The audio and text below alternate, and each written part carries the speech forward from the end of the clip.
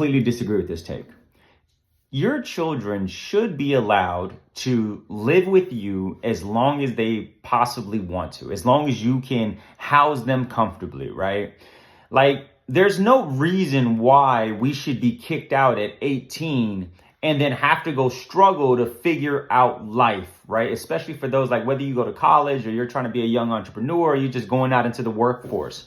There's no reason for that struggle, because if I had parents that I could have stayed home with and created a plan and worked during the day, played my video games at night, saved up money over 10, 15, 20 years, then by the time your child comes out at 30, 35 years old, they have $250,000 in the bank. They can go put a down payment on a business or a house. They can go and be ahead in the world. But what happens is, in America, we're taught to kick our kids out at 18 to, you have to go be an adult, you have to find yourself, you have to do all this stuff. But in reality, there is no reason for that.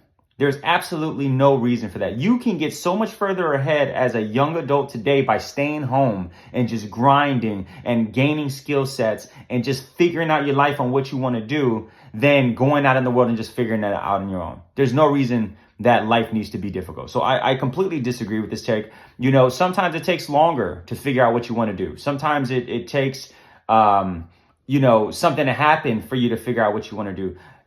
I didn't know until later in life what I wanted to do. So, to anyone out there, if you're in your 20s, you're in your 30s, you're in your 40s, you still haven't figured out what it is to do, a lot of people are going to look at that as a negative. But in reality, we're all here on this planet in this life form to experience what we experience and to create and design whatever it is that we create and design. If you love your small city, there's no need for you to leave your small city. You can create something in your small town. You want to go work at the local coffee shop, then you can do that. Like, you don't have to model your life after anybody else. If you want to go and generate $1 million, then go generate $1 million. If you love making 40,000 in your easy life and all that, then do that.